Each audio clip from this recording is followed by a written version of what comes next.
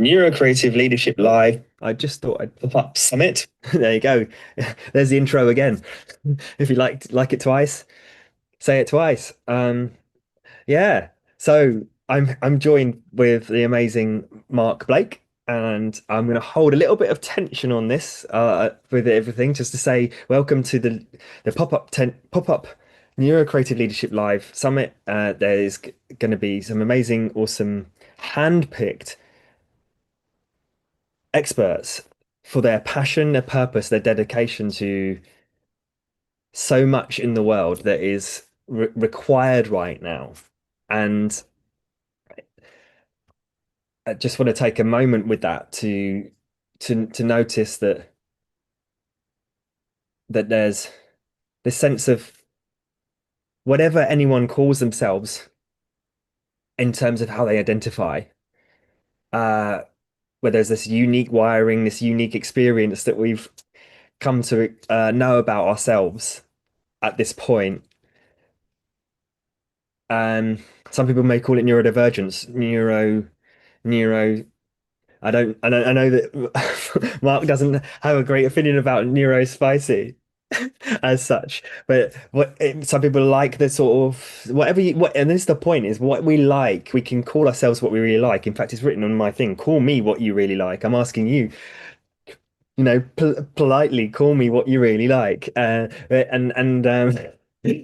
yeah, it's that sense of how we identify in the world and how we navigate that and make a better world through not getting caught up in judging or communicating in certain ways. And that's my passion.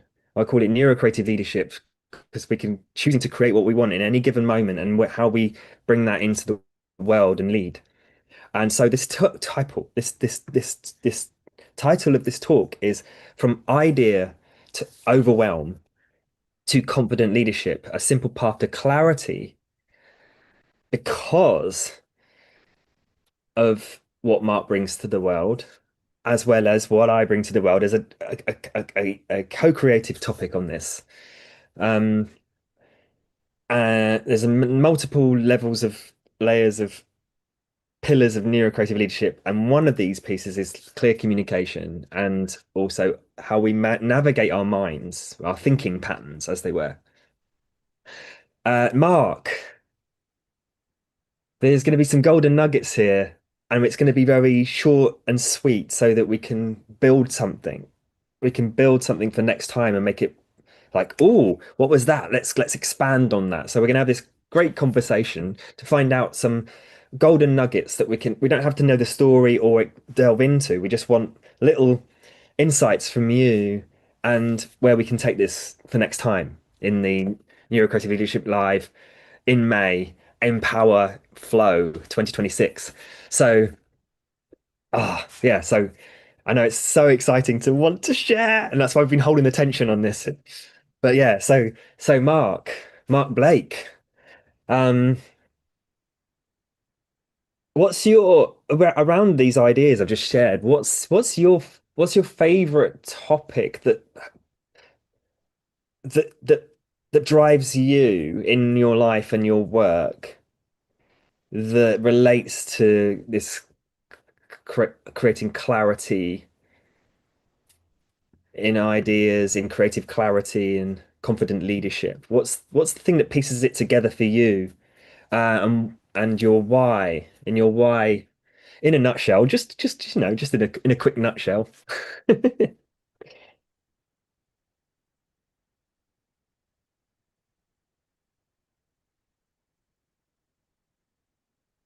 Story is the number one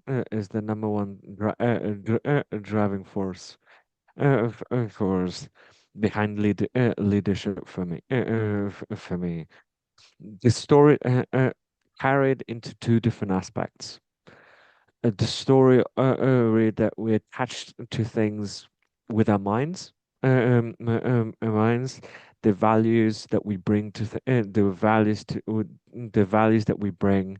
bring to the things that we do, do to the people that we lead in some if we're community organizers, as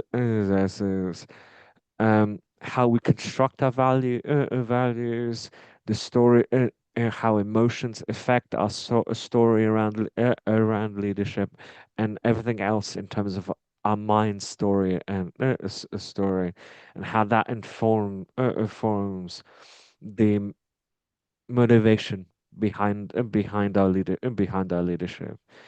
And second,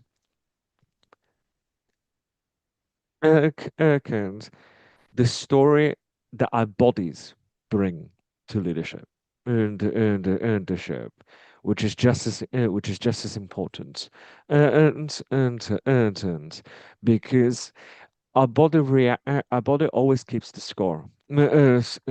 Score. We get feelings of safety, safety, that peaceful stillness, illness when we're in the when we're in the right situation, or conversely, sometimes a body might want to make us feel that we're crawling up in a fetal position, position, because the environment that we're in is musky, which doesn't work. Work. Um, and the different sensations, sensations in our body, they attribute to a different meaning, and to how we lead and move through the world, and uh, of- uh, often the meanings that the body brings can connect with the meaning, with what the mind does, but often it doesn't. And but sometimes it does, but sometimes, and actually quite often, it doesn't. Isn't. And how do the and in if that's the case, how does that disconnect connect? Connect, because examining that difference between what our body's telling us and what our mind's telling us, telling us can help us to reveal data on how to make something 100% us when we lead, psychologically empowering when we lead, because that disconnect is a data point anyway. And anyway, and why I framed it, how does our disconnect connect our mind and our bodies, an moron, because that disconnection, that difference between the two appraisals, can reveal a connection underneath, and underneath that's missing, and that can come up if we look at it actively and heavily. That's my biggest driving force, and how that applies into different community contexts and texts, and how we connect with each other. And I'm particularly interested in situations that might be considered politically incorrect, correct, in that realm. Realm. I hope that makes sense. Yeah, I love those ideas that you're bringing there. I was fascinated with that myself for so long. The that was one of the reasons how I healed was when I was struggling with a lot of mental exhaustion, burnout. Was my mother gave me reflexology uh, for 14 weeks, and I went from my mind followed my body relaxing. I relaxed for 14 weeks, an hour a week, deeply in that sense of trust. What is trust? Is when there's trust, there's no doubt. When there is trust, there's no doubt. So it's that thing of um, There's no And I disparity. challenge you on that quickly. Yes. I disagree with you. With you.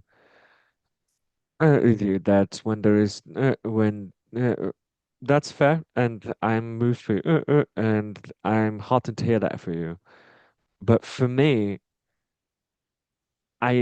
disagree strongly in a sense in your statement that when there's trust, there is no doubt, and doubt. When there's trust, there's all sorts of doubt, and doubt. Trust is trust. I think trust can appear, it can appear in different and it can appear in different it's the definition varies in different contexts, but I think trust is belief in yourself and others to navigate doubt as it creeps up with what we do. And the reason why I wanted to why I wanted to challenge that quickly is because emotions carry data. That was one of the that was one of the first lessons I learned in my coaching school, Awaken. Of Awaken. And there's been a lot of, from my perspective, unsavory practices causing us to ignore emotions like doubt, like fear when they creep up, instead of treating them as points, causing causing substantial damage to what I consider as our body's warning system.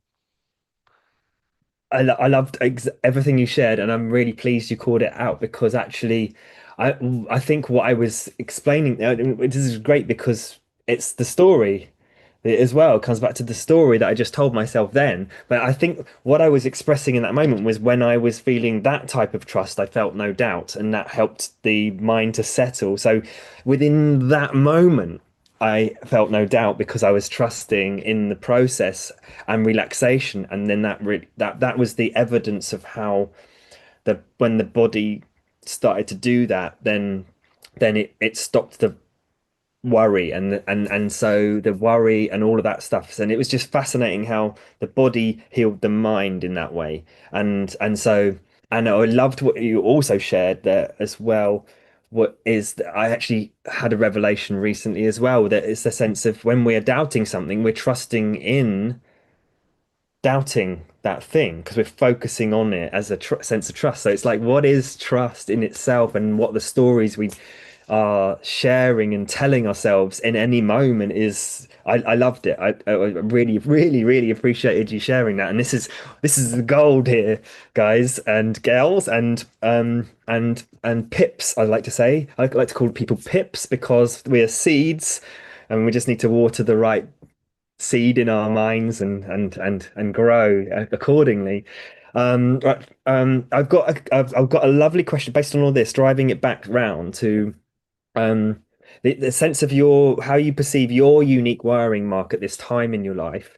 Is there a particular self-care technique that you just go to that helps you, and why?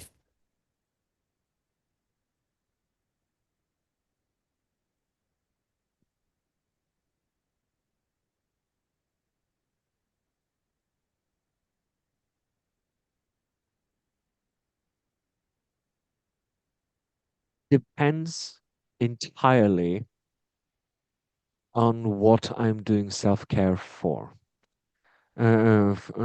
For so uh, s- uh, so the biggest self tech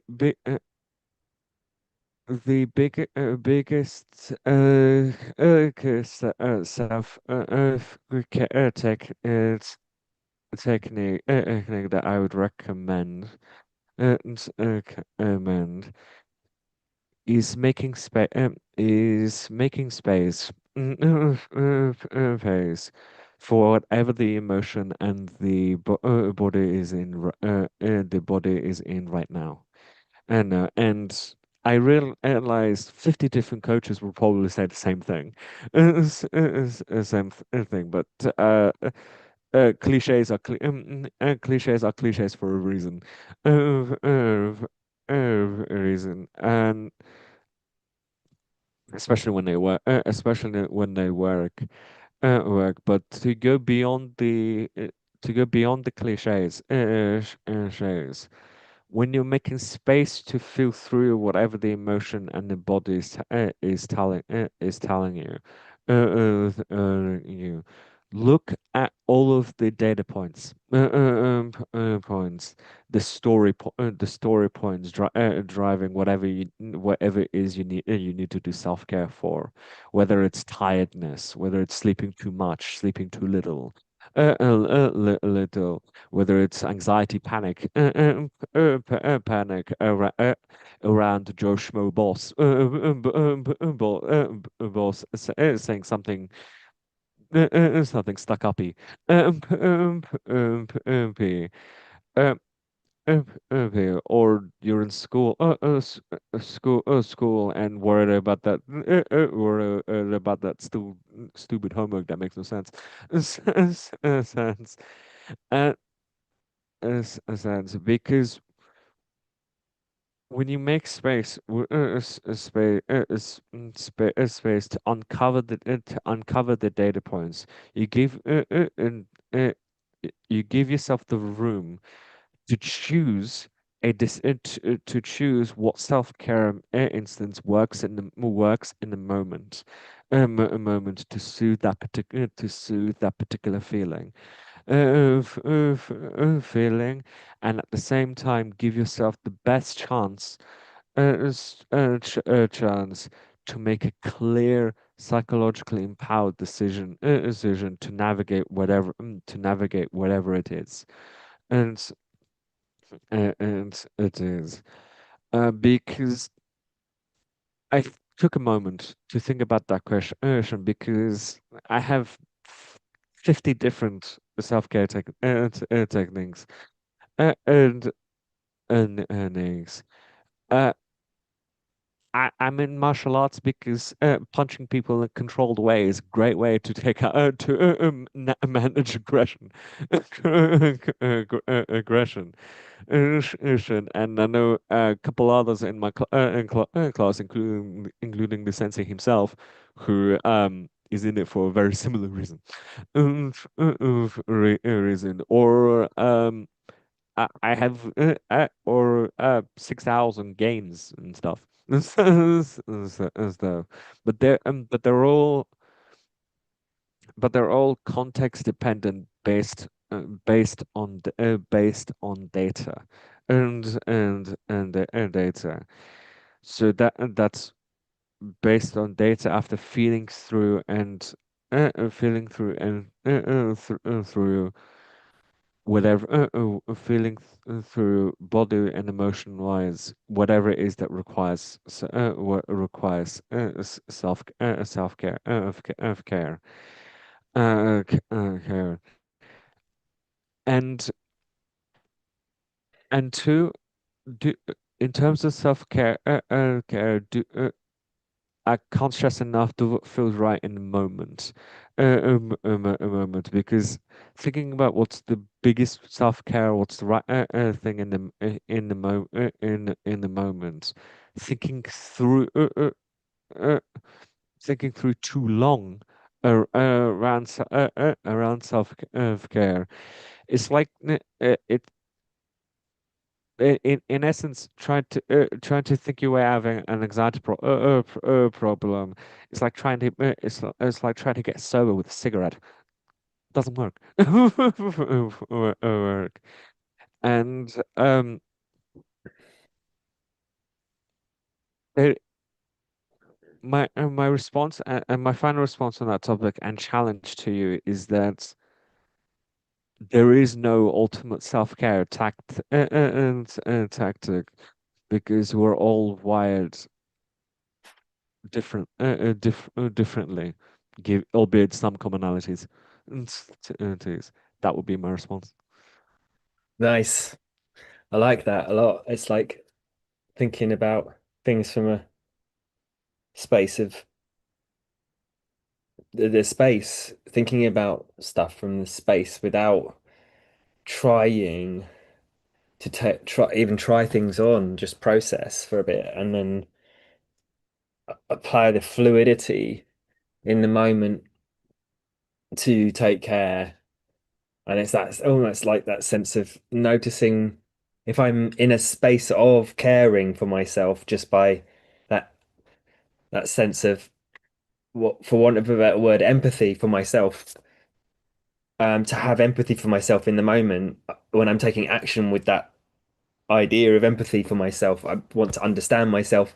I will take this action with um, myself, myself's best intentions in mind. Is what's coming up for me there. Um, yeah, thank you. Um, Before we wrap up, because there's we've created some interesting. I'd love to hear what anyone is getting from this if they're watching. Just any highlights, information as you hear and share. When you hear it and declare it back immediately, it's reinforcing something. So it's like, oh, I don't like that. That's almost like the reinforcing of the don't like that. If you go, I like something, and you write it and declare it, you're creating neuroplastic changes, neurocreative changes in the brain for that thing to create the science. Slowly, the science of commitment becomes when you declare it. So whatever you're getting, the highlight, share it in the comments. Let's ripple it out because it whoever it's for you to share, not just for algorithmic sharing for other people too. And so thank you for listening and watching so far. I've got another question around this idea of we got this confidence of confident leadership and organizing idea overwhelm and this sense of creativity being this divergent space of thought and to open up and go, ooh, what's this? What's here? Brainstorming, the idea of the two sections of when writing a book, when you go, I'm going to throw out ideas rather than try to edit those ideas at the same time. So the divergent thinking and the creativity space is just like bleh, throws things out, see what sticks, and kind of messy chaos area of the brain, the imaginative brain. It's like whatever is there, and then there's this convergent. I like that, and that, and that, and I'm going to edit it and make a product, and then suddenly I've got a book. I've written a book, and so the divergent to the convergent and back again is this sense of creativity space of what's there and how do I lead it in. So creativity and leadership together creates a sense of ebb and flow between what am I getting and what am I being and doing with it. And I'm just curious about what comes up for you, Mark, and how that shows up for you in your life. What do you, when you think of stuff you want to do, and then you put it into action and make something from it? What are you getting from all of this?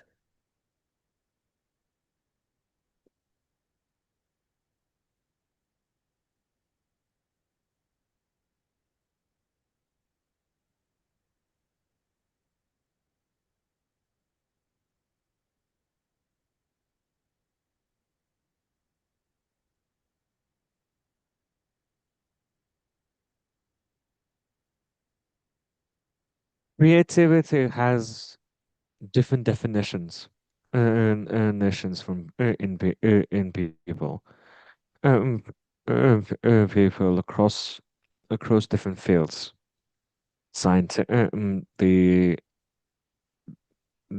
scientific, the artistic, aesthetic, the community, and so on across and so on across different contexts. And so mine is the community and conversational, at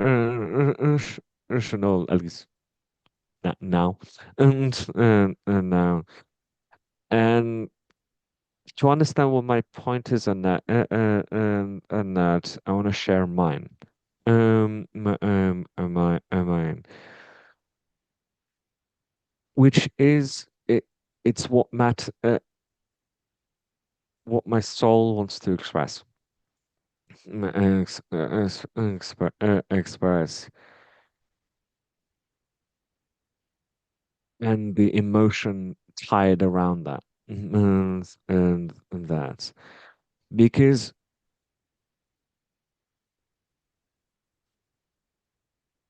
because that also speaks to how to how I organize it. Organize it. Uh, or organize my idea and this, because like you, I also get like 50 ideas at a time, and at a time, and like a lot of other people with ADHD as well, um, as well, and it all floats around, and floats around in the ether, ether, and why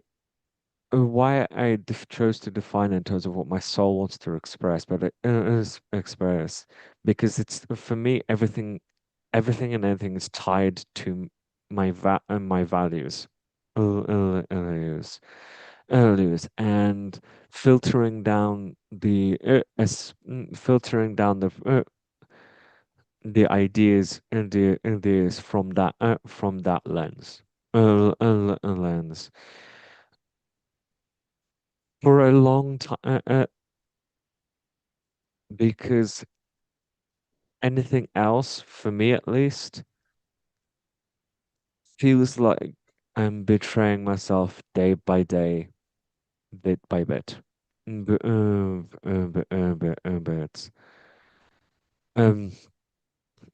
bit. Because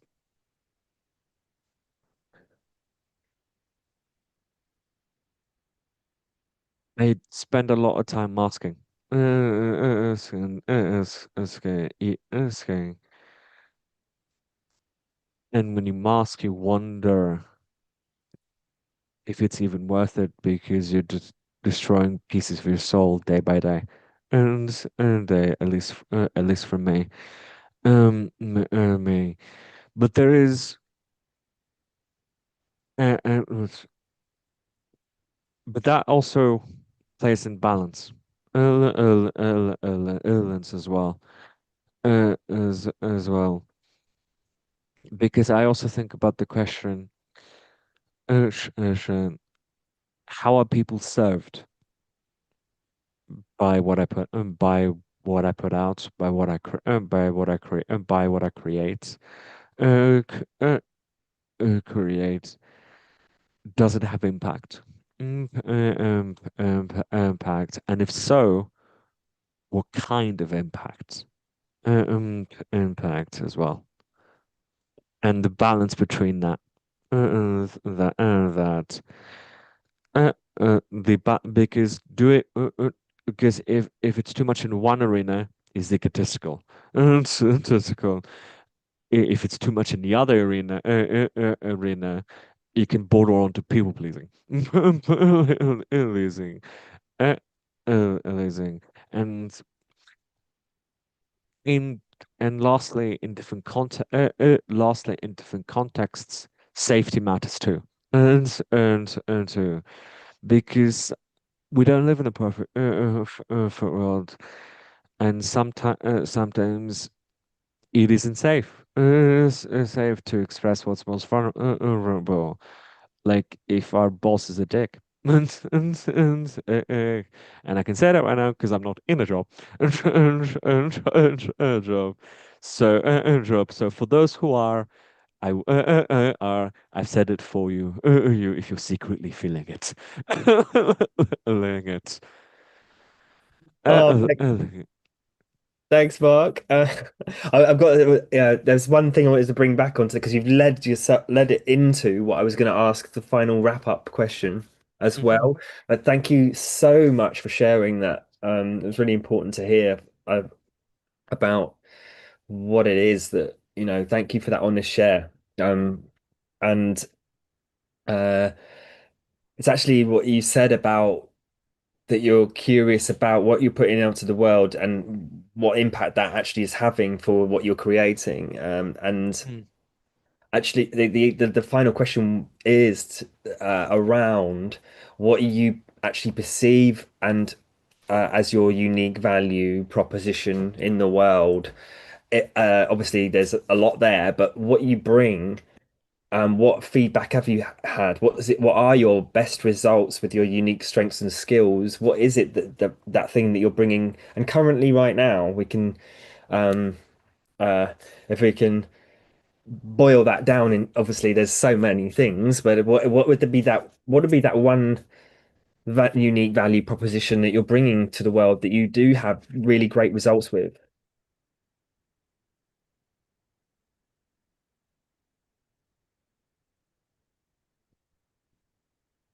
My answer to that question is incomplete because I'm still figuring it out. Figuring it out. The the reason why why it, there's quite a few different strands as to why. So four different reasons I'm going to go into. One, um, one, I've only recently come out of a gigantic period of emotional, mental, everything burnout, and out. During which I realized that there was quite a bit of time and time I spent masking and masking. So I am so I'm trying to reconcile reconcile the impact that I made when I was masking masking versus what I want to the impact I my heart calls to unmasked um unmasked, and that creates a lot of untangling and untangling and I think it's important to name that that that in response to that question in response to that question because in professional in semi-professional I say semi because we're friends friends and all and all, but at the same time this is on LinkedIn and then um and it's important because the nature of leadership, the nature of creativity, it's fluctuating and waiting. What what seems genius now genius in innovative now, you might go 5 years down the line a line to discover what you thought was genius now actually turned out to be the biggest betrayal to who you are personally. Um, and or something less melodramatic, but dramatic. But I wanted to name it as something as admittedly a melodramatic example that was is based in some truth for me, for me, because it's big because the different appraisal of our own work, it's okay. Okay, okay, because that's how we, as time goes by, because that's how we learn and refine what we're good at, what we matters. Because the answer, it's never it's never fixed, fixed, and there is and there is a lot of Can I swear on this? And this fucking yahoos that say find your strengths, strength, strength, lead by them, them. Like it's this fixed thing. It isn't. Isn't because humans aren't fixed. Fixed, and that is one of the biggest reasons why I why I have a nihilistic view of coaching sometimes. Times because that fluid reality isn't discussed. Discussed. And I know I'm safe to raise it here because we're so aligned with values. So that's my first point. Point on that question. My second point on that question, it's my honesty and honesty. I'm not afraid to I'm not afraid to go there on anything anything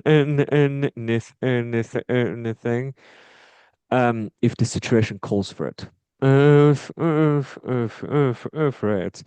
Like I wouldn't call out any actors unless absolutely necessary because I don't believe in that friggin' call out culture culture because it has no purpose purpose for me because for me and I lead by my honesty, which honesty and my radical honesty, because it leads, for me at least, to the biggest innovation and innovation. So that's two, and two in terms of what I bring, in terms of what I bring,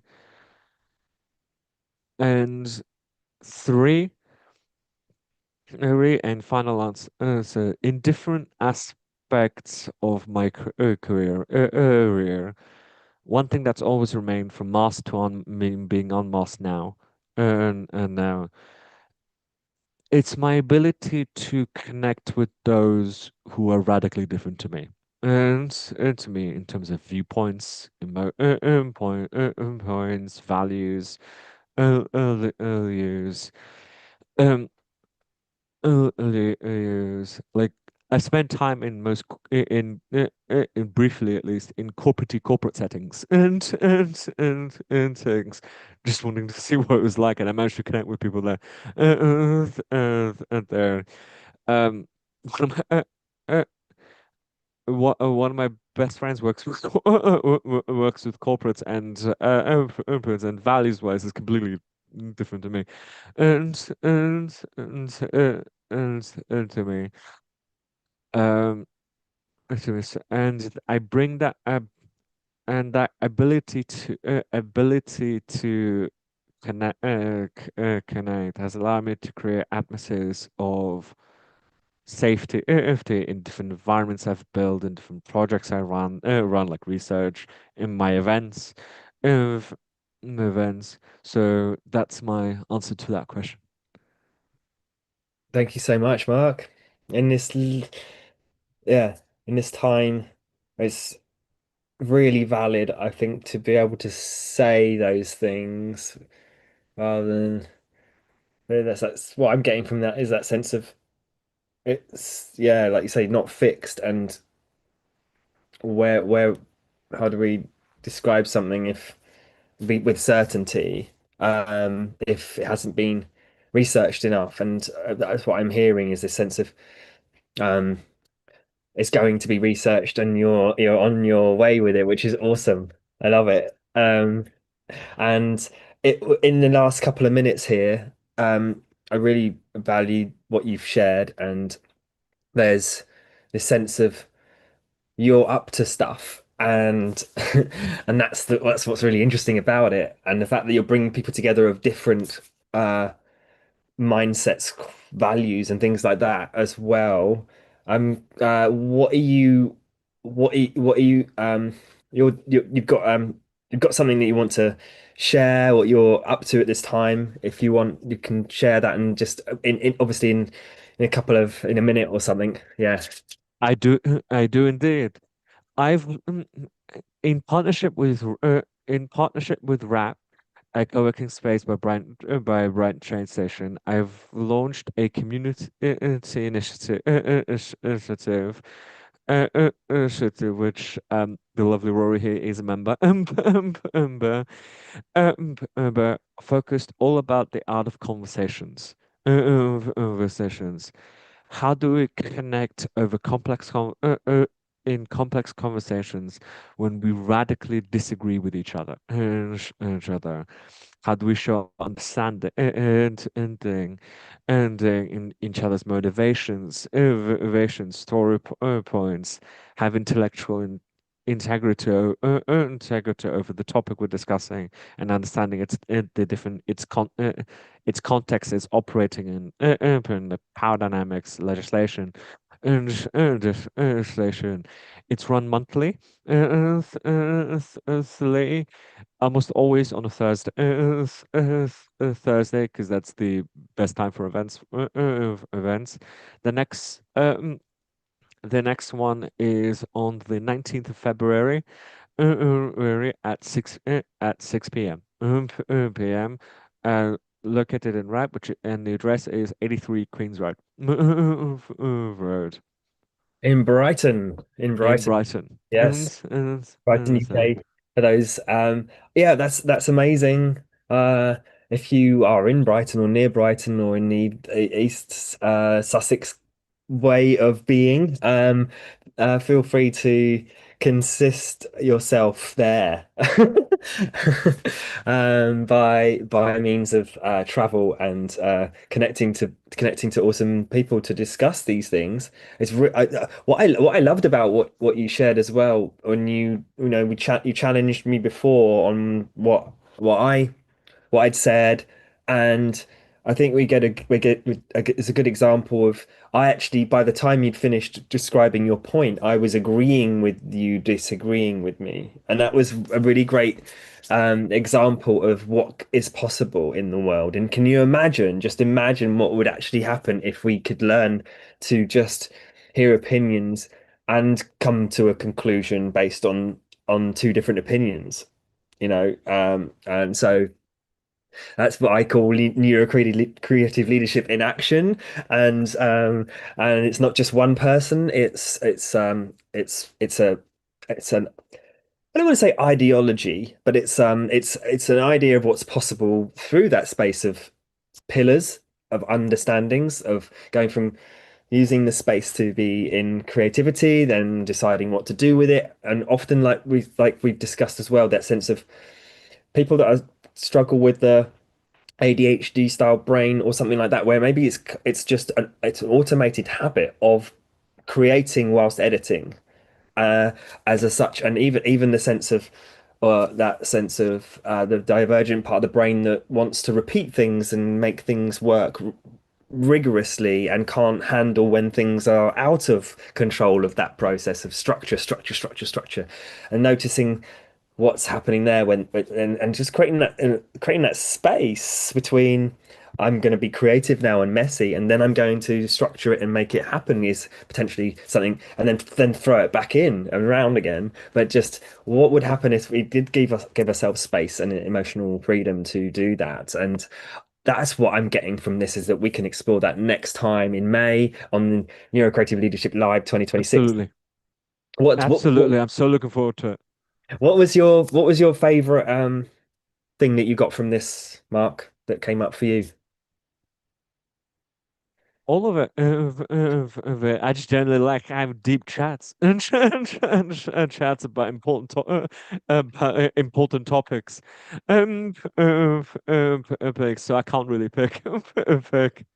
Love it. I love that. Yeah, that's good. It's good to be okay with, like we just said, be okay with just enjoying it all and not having to have an answer. That's amazing. I love it. Um, Absolutely. Thanks for listening, watching, everyone. Highlights, comments, shares. Please pass it on to those that, if you've got an insight, declare it. If you don't want to share it, that's okay too. And